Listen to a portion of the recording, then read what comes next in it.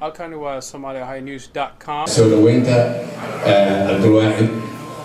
Ilmugunjeer oo inoo marti runtii waxaan marnaba inaan dib ugu noqdo oo ammaan badan baa la sheegay laakiin aniga kulley waxa aan ku leeyahay waxa weeye Abdulwaaxid anigu ilmo yar oo 5 sano jiro wuxuu baray ABCD oo in caalamka nolosha ugu horeysa uu ka bilaabo marka abaal gooni ugu leeyahay alifbeetada bar anigu 5 sano jira oo aan waliba ana bartuurta waqtigaas u haysan inaan barto farta wasifa ani bar marka waan u mahadnaqayaa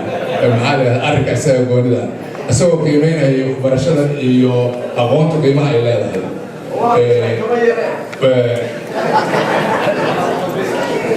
way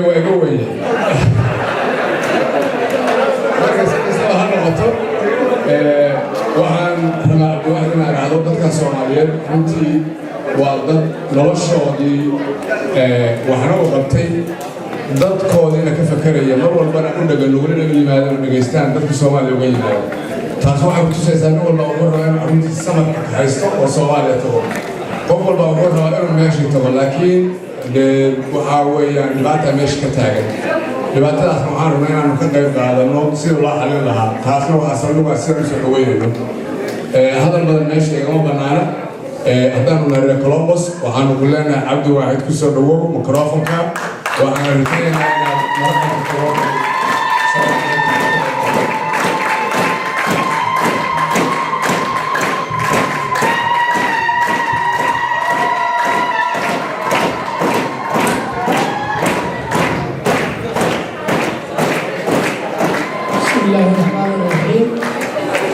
الحمد لله وثناء لله والصلاة والسلام على رسول الله رب اشرح لي صدري ويسر لي أمري واحلل عقدة من لساني يفقهوا قولي السلام عليكم ورحمة الله وبركاته marka ugu horeysa waxaan u mahadcelinayaa intii kulanka kale noo soo diyaarisay iyo inta ka soo qayb gashay oo waqtigooda qaaliga ah keentay iyagoo Soomaalinimo iyo wadaniyad iyo soo dhaweynba leh inaad soo dhaweysaan oo sharaftaan waa idinkaga mahadcelinayaa bacda taxiya xoogaa waxaad xiisaynaysaa inaad wadankii iyo weeraan sidaan anigu u arko dadku isku si uma sheegi karaan oo qofka meel uu ka arkayahay sidaan u arko inaan wax ka tilmaamo dalkeena Soomaaliya waa wadan meel qiimo badan ku yaala meel aad u qiimo badan ku yaala oo buundo strategic point ama location ama area ku yaala weeye waxaan ugu faraxsanahay nin buu qoray si uu u tilmaamay wuxuu yiri dhulka yaw waxaana dhibuhu waxay uga taagan yihiin laba qodob buu dhaxeeyaa anigu waxa weeye laba qodob buu haystaa oo marin caalami ah oo aad u mashquul badan leh wuxuu yiri laba midab buu u dhaxeeyaa dhulka yaw haddii Yemen hadda ka timaado oo waxa ka shisheeya ummad cad leeyihiin wadankeena wixii ka dambeeyana waa ummad markaas madow weey wuxuu yiri wadanka yaw laba diimood buu u dhaxeeyaa diinta islaamka oo hadii inaga horeysa iyo dhabarkeena wixii imaado oo ka bilaabanayo diin Kristaan qof ku dhex jira maahan macnaha waxa weeye wadanka noocaas ah yaanu leenahay wadankeenu waa qiimo badan yahay inta waxa dheer waxaan sheeko ku jirin oo loo khayraad aad u fara badan oo wadankeenu leeyahay oo wax kasta oo adduunka laga raadiyo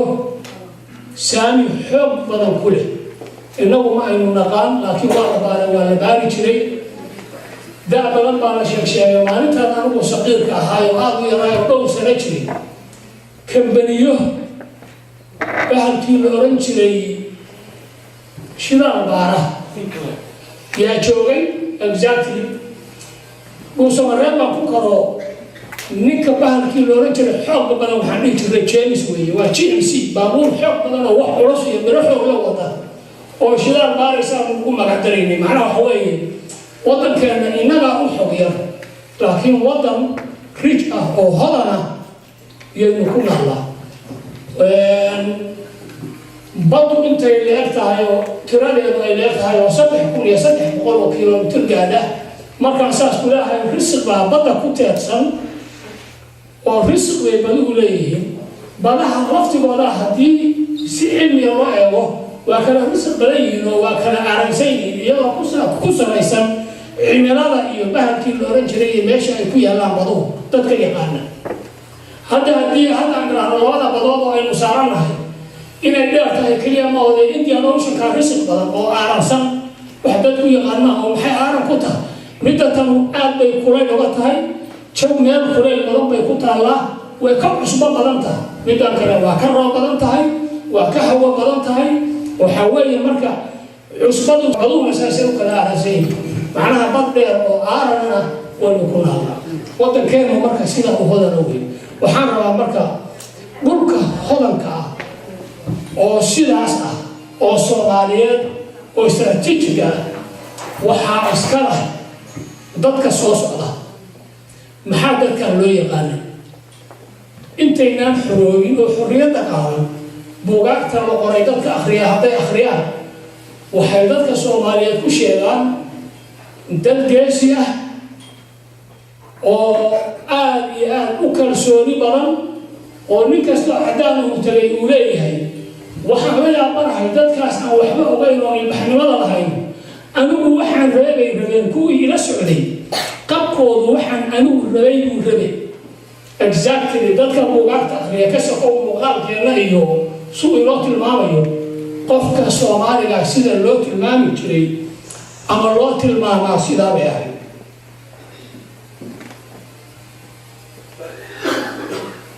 markaynu xorownay oo aanu dowlad noqonnay adduunyadu qabkaas iyo waxaas aynu sheegayno iyo waddaniyadii inagu jirtay waxaynu la nimid firfircooni aad u siyaada oo aad moodo waddaniyad kalsooni badan leh laakiin aad moodo xogta adduunka taalla iyo itaalkeena inaysan aad ula socon Soomaali baan raadinay midnimaan raadinay Soomaali weyn baan raadinay firfircooni iyo isku duubni iyo waddaniyad xoog badan baynu ku raadinay si badan baa marka waxaan loo arkay inaynu faraaq nahay oo aynu cabsi iyo culays aanu nahay ka sokow intaas oo resource iyo khayraad aynu leenahay ka sokow waqti waxaa noqotay marka inay timaado ummadda Soomaaliyeed oo sidaas ah oo dadka qabka weyn ah oo geesiga ah oo kibirka badan oo adoodo kalsooni siyaada inay qabto ummadaas xooggeeda in la farageliyo oo ummad aan dhaho laga dhigo la dhiqi karo ummad la dhiqi karo afkaas siday u adag yihiin aan dhaho taymable in laga dhigo ummad la dhiqi karo la rabayn karo in laga dhigo xaqiiqadu waxa weeye waxa intaa ku jira wey haddii marka ay dhacdo ummad dhaqankeedii in wax laga bedelo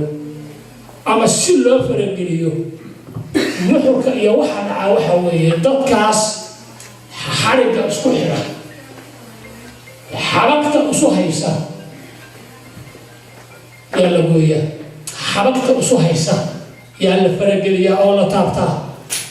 innaga marka haddaynu Soomaali nahay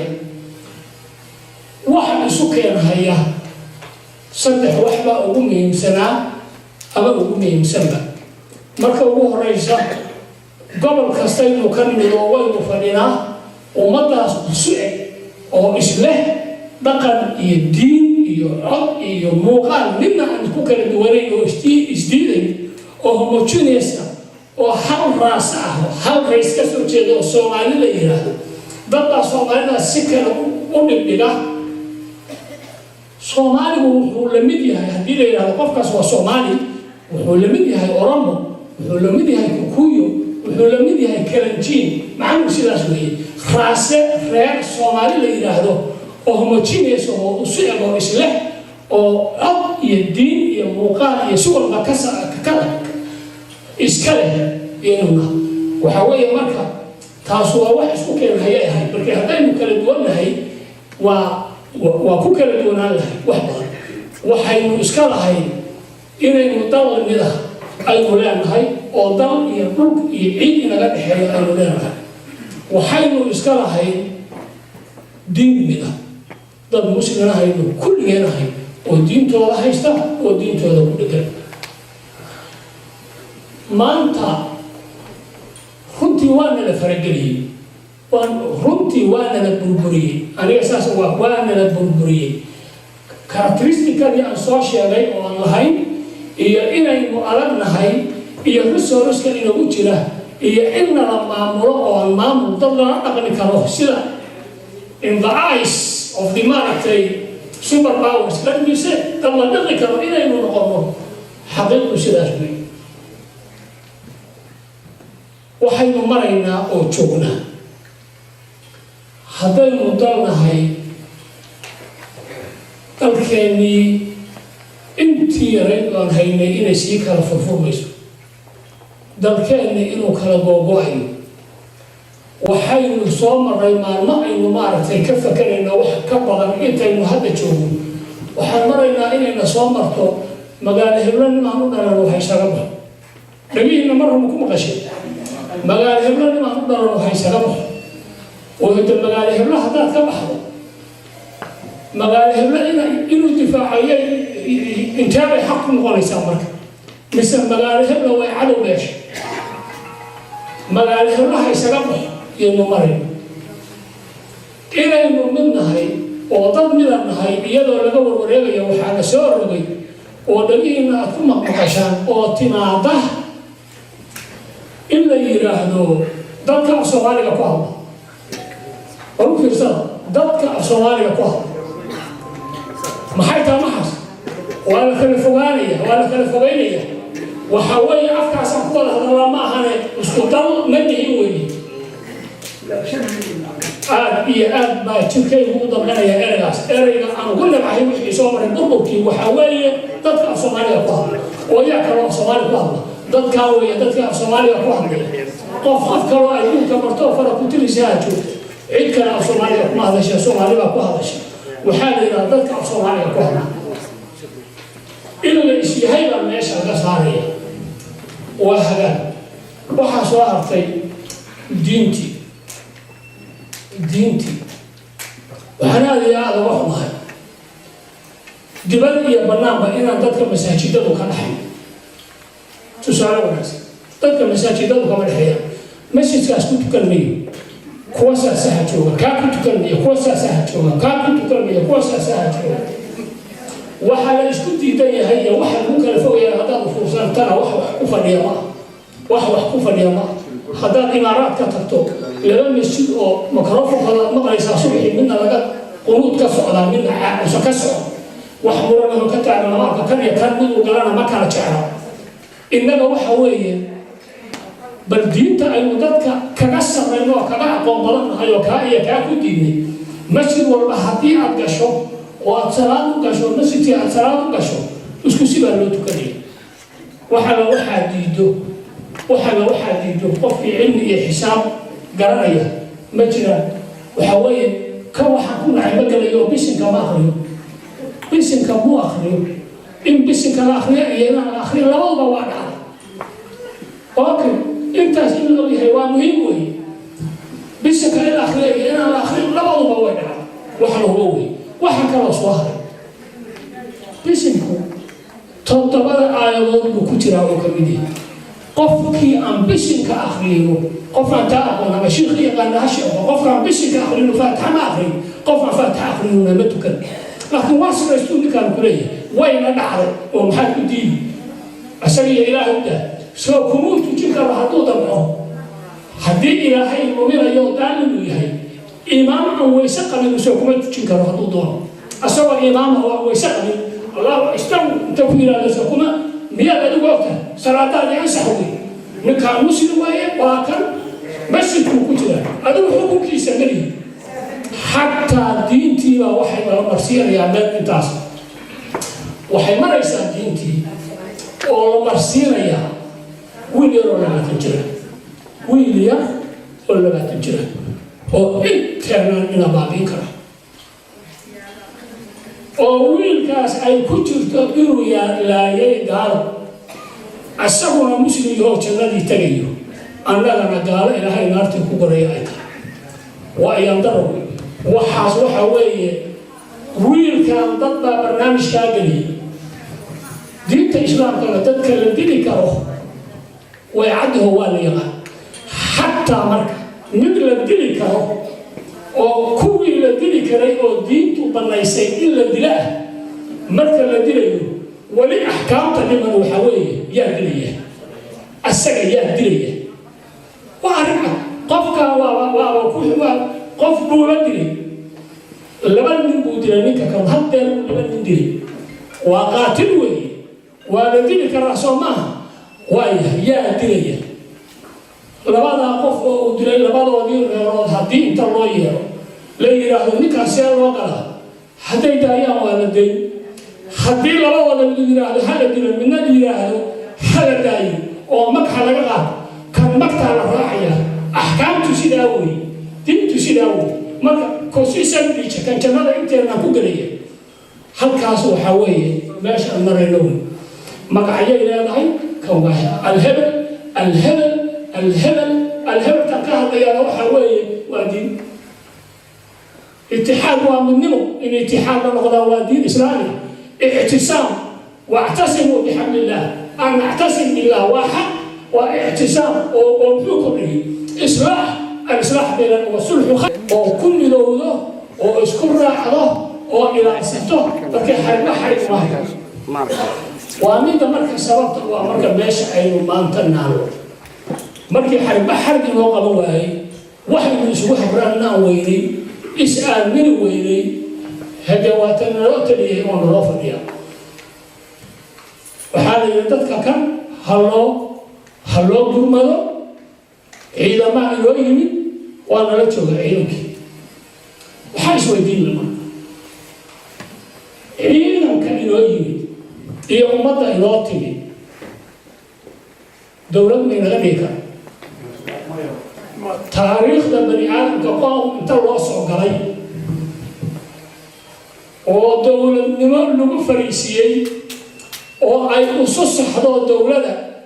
oo la yidhi waa idinka tagaynaa waana idiin shaqaynaya nabadey ku raaxaysta dowladdiina mana dhici doonto mana dhici doonto waxa waa oo laga qabaana ma jiraan hadda ka soo qaad degmo walba in ciidamadu tagaan ciidamada amisom degmo walba inay tagaan oo degmooyinku intay isu jiraan labada degmo oo siday ahaan jirtay isugu dhow waxay isugu jiraan sidii talyaanigu u sameeyey 90 kilomitir bay isku jireen qofkii inta badan ciidankaas markuu dago magaaladaas difaac ka galaya oo dhulka intiisii kale baraawe iyo jilib markii la qabto 180 bay isu jiraan 180 kilomitir yaa waardiyeynaya ciidankaas dhufayskaas ku jira haye baraawe waa xor okay jilib waa la fadhiyaa haye maxaa u dhexeeya 180 yaa xukuma 180 kaas kuwaanuse ma istaagayaan waxaa kaloo taabay magaalooyinka haddii laga qabto ma baahanayaan oo magaaja qabaan waxaan rabaa inaan intaa idiin sheego maya geed hoosti hadday fadhiyaan ma baahanayaan nimanka shayaadiinta ma baahanayaan hadday gooda hoosti fadhiistaan oo maxayse u baahanayaan magaalooyinkii bay joogaan magaalo walbay joogaan markay joogaan waxa weeye canshuurtii baa la qaadaya meel walba canshuurtii baa laga qaadaya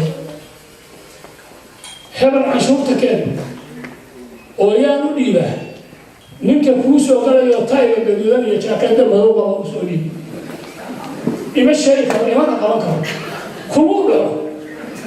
hawa lagama qabo gacanta iga saaraya exactly waxa jira sidaa wey ha waa nooca waxa weeye maafiyada ummadda noocaasi oo sidaa la eg oo canshuurta qaadanaysa oo sidaa ah dadka inoo joogaana sidaa wey inaan marka aynu xorayn karin inaan inagu isxorayno maahan halkaas inaanu joogno inaynu intaa isla garanno wey ummadda Soomaaliyeed marka maxaa u bannaan halkaas dalkeenu jooga